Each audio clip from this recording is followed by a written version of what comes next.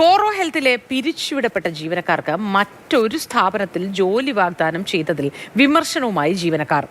ഒരു രോഗി ശസ്ത്രക്രിയയ്ക്കായി ആശുപത്രിയിൽ കിടക്കുമ്പോൾ ശവപ്പെട്ടി ഓർഡർ ചെയ്യുന്നത് പോലെയായി ജോലി വാഗ്ദാനം. കോറോ ഹെൽത്തിലെ ജോലി സംബന്ധിച്ച ആളുകൾക്ക് തെറ്റിദ്ധാരണയുണ്ട്. ജോലി വാഗ്ദാനം ചെയ്ത ജിടെക്കിൽ മെഡിക്കൽ കോഡിംഗ് ഇല്ല. ഇതിൽ തൊഴിൽ വകുപ്പ് ഞങ്ങളുടെ അഭിപ്രായം തേടിയില്ല. 20-ാം തീയതി നടക്കുന്ന ചർച്ച പരാജയപ്പെടും എന്ന് വിചാരിച്ചുകൊണ്ടുള്ള നടപടിയാണ് സർക്കാർ സ്വീകരിച്ചത്. ഇത് ചർച്ചയെ നെഗറ്റീവായി ബാധിച്ചേക്കാമെന്നും കോറോ ഹെൽത്തിലെ ജീവനക്കാർ ആശങ്കപ്പെടുന്നുണ്ട്.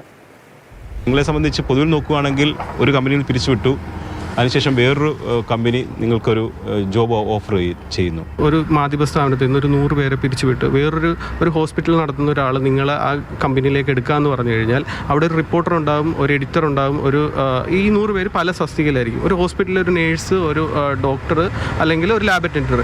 ഇവർ ഈ മാധ്യമ പ്രവർത്തകർക്ക് ഒരിക്കലും അവിടെ പോയിട്ട് ഒരു നേഴ്സ് അറ്റൻഡേറ്ററുമായിട്ട് വർക്ക് ചെയ്യാൻ പറ്റത്തില്ല. സോ നമ്മുടെ എക്സ്പീരിയൻസ് എന്താണ്, സ്കിൽ എന്താണെന്ന് മനസ്സിലാക്കുക. രണ്ട് കാര്യങ്ങൾ ഇപ്പോൾ പറഞ്ഞു. ഇപ്പോൾ ജിടെക് എന്ന് പറയുന്ന സ്ഥാപനത്തിന് നിങ്ങളെ അക്കോമഡേറ്റ് ചെയ്യാൻ കഴിയില്ല. കാരണം എന്ന് പറഞ്ഞാൽ നിങ്ങളുടെ പ്രവർത്തന മേഖല മറ്റൊന്നാണ്. ഈ IT യുമായി ബന്ധപ്പെട്ടതല്ല, സോഫ്റ്റ്വെയർ ഡെവലപ്മെൻറ്റുമായി ബന്ധപ്പെട്ടതല്ല നിങ്ങളുടെ പ്രവർത്തനം എന്ന് പറയുന്നത്. ഇതിൽ ഏറ്റവും വലിയൊരു ഡൗട്ട് എന്ന് പറയുന്നത് മെഡിക്കൽ കോഡിംഗ് ട്രാൻസ്ക്രിപ്ഷൻ അല്ലേ എന്നാണ് എല്ലാവരും ചോദിക്കുന്നത്. ഒരിക്കലും മെഡിക്കൽ കോഡിംഗ് ട്രാൻസ്ക്രിപ്ഷൻ അല്ല.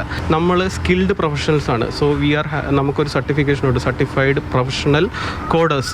ഏകദേശം ഒരു 2 ലക്ഷം രൂപ അടുത്ത് വരുന്ന എക്സാം എഴുതി എല്ലാ വർഷവും നമ്മൾ ഒരു ഡോക്ടർ എങ്ങനെയാണോ പ്രാക്ടീസ് ചെയ്യുന്നത്, അവരുടെ പ്രാക്ടീസ് ഇല്ലാതെ പോയി കഴിഞ്ഞാൽ അവരുടെ സർട്ടിഫിക്കേഷൻസും വാലിഡിറ്റി നഷ്ടപ്പെടുന്നത് പോലെ തന്നെ നമ്മുടെ പ്രാക്ടീസ് നഷ്ടപ്പെട്ട് കഴിഞ്ഞാൽ നമുക്ക് ഭാവിയിലേക്കൊന്നും ചെയ്യാൻ പറ്റത്തില്ല. ജിടെക് എന്ന് പറഞ്ഞൊരു കമ്പനി മെഡിക്കൽ കോഡിംഗിൽ ഇല്ല. മുൻകൂട്ടിയുള്ള പ്രഖ്യാപനം ഈ ചർച്ചയെ ദുർബലപ്പെടുത്തി എന്നുള്ളതാണ് നിങ്ങളുടെ ഒരു വിലയിരുത്തൽ.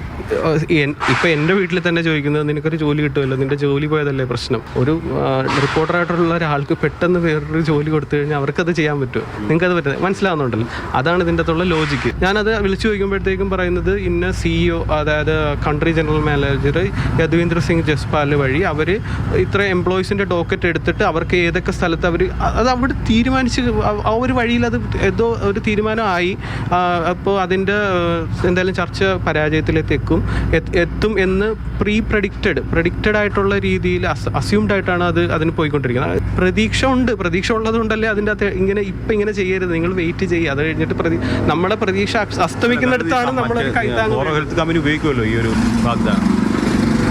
അത് ഇപ്പോൾ നമ്മൾ ഈ ന്യൂസ് ഇതിൻ്റെ അകത്ത് ഇങ്ങനെ പോയിരിക്കും. അതാരെങ്കിലും അവിടെ എത്തിച്ചു കഴിഞ്ഞാൽ നമ്മൾ ഇപ്പം അങ്ങനെ ഉപയോഗിക്കാമെന്ന് ഞാൻ പറഞ്ഞു കൊടുക്കുന്നത് എൻ്റെ ഭാഗത്തുനിന്ന് റോങ് ആയിരിക്കും.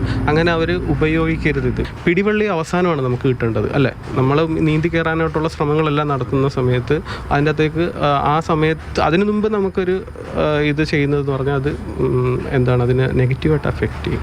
സുജു എഡ്വേർഡിനൊപ്പം S. അരുൺ ശങ്കർ, മാതൃഭൂമി ന്യൂസ്, കൊച്ചി.